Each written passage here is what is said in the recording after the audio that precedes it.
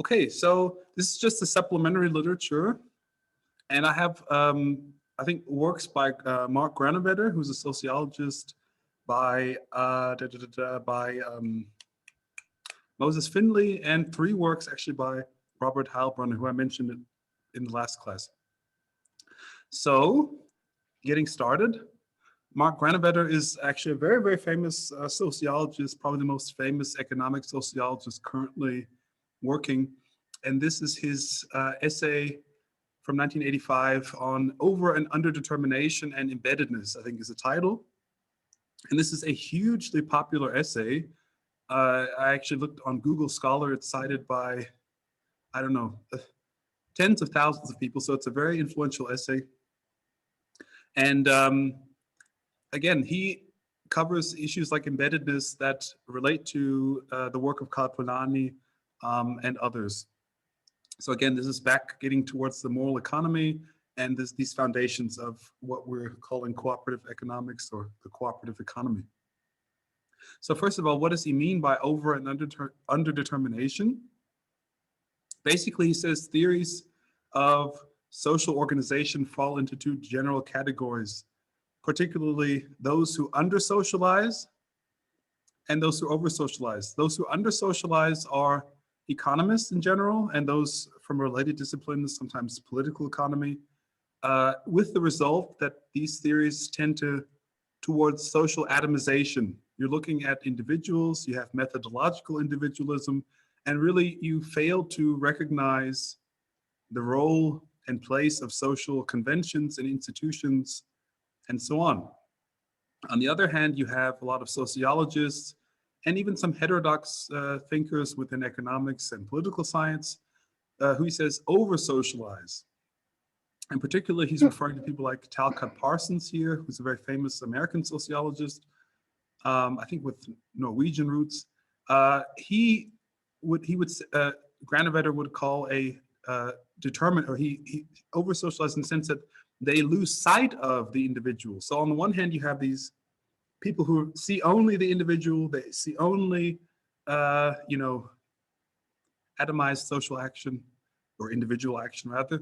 And then you have on the other hand, these people who see systems and they see structures and they see organizations, but they have really no vantage point for individuals within that view. And he says this leads to determinism. So on the one hand, you see you miss the trees for the forest, and the other you miss the forest for the trees, so to speak. And he tries to bring these 2 views together and uses the term embeddedness as the category. And he says that loose networks really are what should be studied. This can start from the family and go all the way to associations, enterprises, firms, universities, whatever it happens to be, nations. So these loose networks work via weak ties, and these weak ties then, in the end, function to foster trust and regulate expectations. So basically, people who have an established rapport, as French say, with another have certain expectations from what their interactions then bring. And he lists one example that I find very useful to describe this. Hania, you wanted examples, so no, here's one. He lists the example of a fire. So you have a fire in a theater. It's a very famous example. Everyone talks about the fire in the theater, and versus the fire at home. And he asks the question in this paper, whereas you read a lot in the newspapers and to see on television examples where people die in such incidences in theaters. Most recently, I remember seeing something in Israel a few months ago, actually, where there was a trampling where I think something like 40 or 50 people actually died at some religious festival or event in Israel. So you read about these events, but you never hear about people who get trampled or whatever, similar things at home. So he asks the question, why? Why is that? And he says that this example in the theater is basically a large version of the prisoner's dilemma, basically because people don't know each other in the theater. They don't trust each other, and they don't know, how others will respond. So basically, he says, actually opposed to this notion that it's irrational to behave this way in the theater, he says it's perfectly rational because people don't know, they don't know each other, and so they cannot fashion certain, expectations based on some prior interactions. Whereas at home, if you have a fire, you know everyone, and you know everyone's sort of perspectives, and you have a history, and so it doesn't really make sense to trample, your mother or someone like that while you're trying to get away from the fire. So again, this view of embeddedness seeks to, I'm using the word now, embed or rather situate human interactions, and those can be economic, and they don't have to be economic, within a greater network or a set of networks, and then takes this frame as the correct perspective in order to study social interaction. So this is his sort of solution to get beyond this over and underdetermination. And then in the last section of the paper, he criticizes, I've already mentioned Williamson, this Yale professor. He's going to keep coming up because a lot of the people that we're studying are very critical of his view. And he has this dichotomy of the market versus hierarchy. So he's asking, why do firms exist? And he says firms basically are ways to organize via hierarchy, whereas markets are ways to organize things via, sort of interactions among equals. And Granovetter is actually also very critical of this view. He says, actually, this is not true. Hierarchy also exists in markets. So for instance, you have social relations that are also embedded within the market relations. And he lists examples like business associations, interlocking management in firms where you have maybe some entrepreneur who may be on the board of one company, but he's also on the board of another company, or she's also on the board of another company. And so there are these sort of relations of, again, loose networks that exist beyond the firm. And so this notion that there is a dichotomy between firms as hierarchies and markets as non-hierarchies, he says is actually, it doesn't exist. Or at least it's an abstraction. So that's not very useful. The second text I included, and this text is not, it's not 100% related to this topic, but I thought it was a very interesting text. So I wanted to put it at least in the supplemental literature, and it's Moses Finley and his book, The Ancient Economy. Oh goodness, which year was it published? I don't, maybe the 60s, I think it was, 63 maybe, I don't know. In any case, basically the main thrust of his analysis is very fascinating. He's trying to look at, this notion that economists like Adam Smith have been looking at, that we all have this propensity to truck and barter, that goes back into the first human beings in Africa. We've always traded, we've always had economic relations. And actually, Finley says that there was no notion of economy in the ancient world. So this, despite the fact that, the word economy is a Greek word, but actually what the word oikos and oikonomia meant was very much different than what we interpret it to mean today. So it meant more the home economy. How do we allocate resources at home so we can feed ourselves and, deal with our garden plot and, and clean and these types of things. This is what economy really meant in the ancient world. So he also observes that property, wealth, and such outward signals of accumulation were actually means towards achieving something that he suggested was much more important than wealth, which is status. So the ancient economy was in fact driven by, if anything, not wealth or the accumulation of property, but rather status. And this was the actual measure of success in the societies.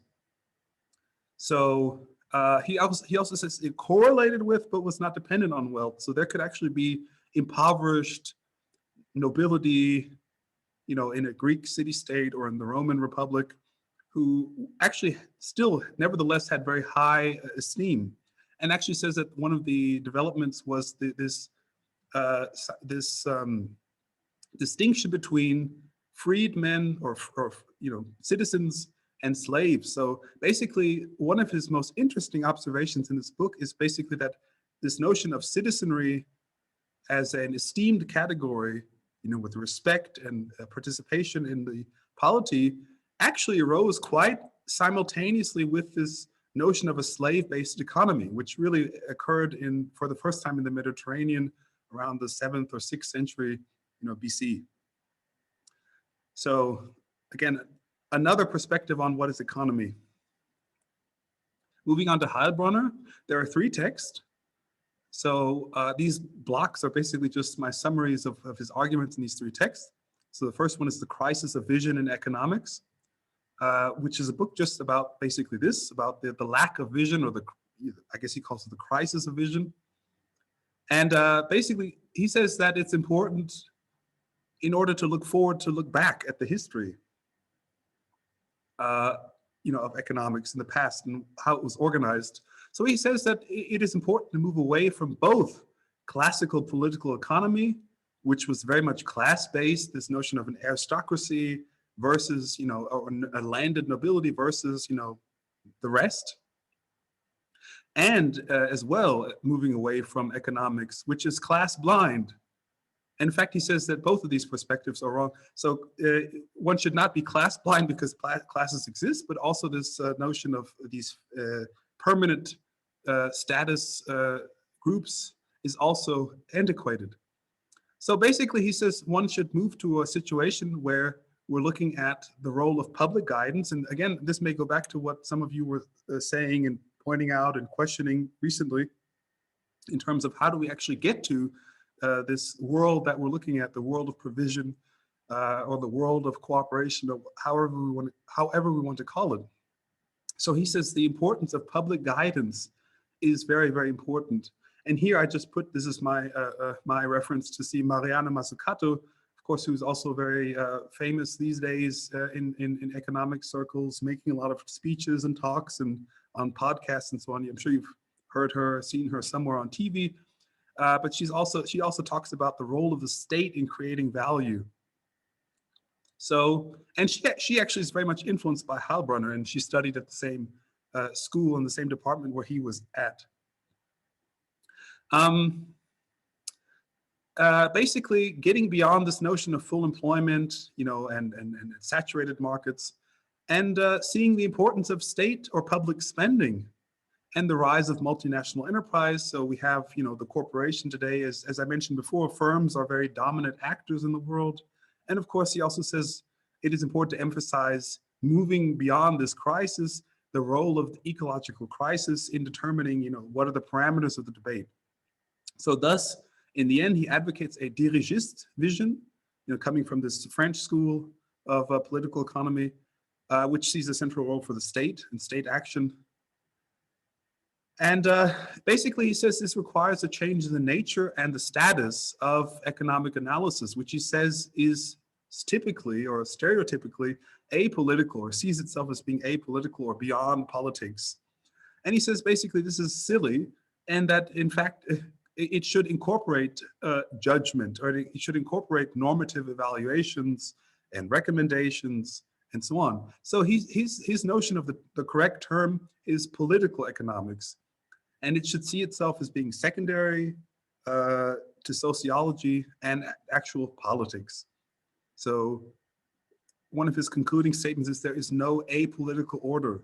So everything is political, there's no neutral observation, and therefore economics obviously is not value neutral. So then he has this other book, The Creation of Economic Society, which is going to be similar to the next one I will mention as well. This one is a little bit more of a textbook, and the next book is more you would say almost like a novel. So it's more of a fun reading. This one is less fun. So depending on what you're looking for. So again, looking to the past to learn about the future. This seems to be one of Heilbroner's main sort of points. He says it's important to study the past. So he says, if you look at the distant past, how did different societies picture the future? And he says in hunter-gatherer societies, they had a static picture. The future would be like the past. It's always been that way. It will always continue to be that way. So a very static perspective on social change and so on. At some point, we had command societies that arose in the 5th to 4th centuries BCE. You have the pharaonic Egypt, similar such structures in Mesopotamia. These were dominated by leaders like pharaohs. And for the courts and for the pharaohs and for the royalty and maybe for a few sort of priestly classes and those related to the court, there certainly was a vast change in the material living standards. But Heilbroner observes for most of the peasants living at this time, nothing changed. So there was still this very static picture. The future will be like the past. And he says this dominated for many centuries and even millennia, basically until you have the rise of capitalism in England and later in Flanders, Netherlands today, other places as well. So it brought for the first time new features, sort of new rationales, and this drive for capital accumulation that then led to innovations, technical and other types of social innovations. The system of markets was instituted, at an ever greater scale with colonies and so on. And also in terms of ideas and the rise of economy or economics as a science, this division of government and economy. So you have this notion of a public, a public sphere and then the private economy of firms. So also then going back to this, the notion of economics as a discipline, he says there is a distinction between the frame of analysis based on prediction, which is outcome-based, and then you have analysis, which is looks at the process. And he, of course, advocates for analysis rather than prediction, because we need to know too much to predict the outcome. So rather, more useful is looking at, again, the past, even the present, and studying different components of processes in order to analyze the central tendencies and trends. And the very last text I wanted to just briefly summarize is The Worldly Philosophers, which, as I said, is a very enjoyable book. You can read it in a week or maybe less if you spend more time. And it's probably the most popular book by Robert Heilbroner. And in this book, I just assigned, I think, one chapter, or I didn't assign anything. It's just supplemental literature, rather, excuse me. So if you would like to read it, it's not a requirement. So he studies the rise of the market system as a third means of coordinating activity, besides, as we mentioned before, tradition and command. Also, just reflect on what we were talking about earlier with Karl Polanyi and his notion of substantive economics, how these notions of tradition and command relate to reciprocity and redistribution. So again, this appears to follow on that. So this institution of the market system required the introduction of the idea of gain. People need to increase their whatever they have. This new logic, as Marx would talk about this capital circuit of money, commodity, and money prime or whatever. So the vast reorganization of institutions required centralized states in the absolutist regime, accompanied by the decline in religious belief, attributing changes to the gods or whatever, some natural phenomenon or supernatural phenomenon in the wake of the Renaissance and Reformation. Also technical change that occurred during the Middle Ages. He emphasizes that this was not a static period, as many people falsely assumed the Middle Ages, the Dark Ages, things were in decline and free fall. No, he says actually there were a lot of changes in the legal systems, infrastructure networks arose of cities that were trading, roads were rebuilt, and so on. The rise of science as a formal method, so the scientific method, of course, developed during this time. And then eventually in the 17th, 18th century, you get mercantilism, the rise of political science, political economy. Thomas Hobbes, William Petty, Adam Smith, now brings us into the end of the 18th century.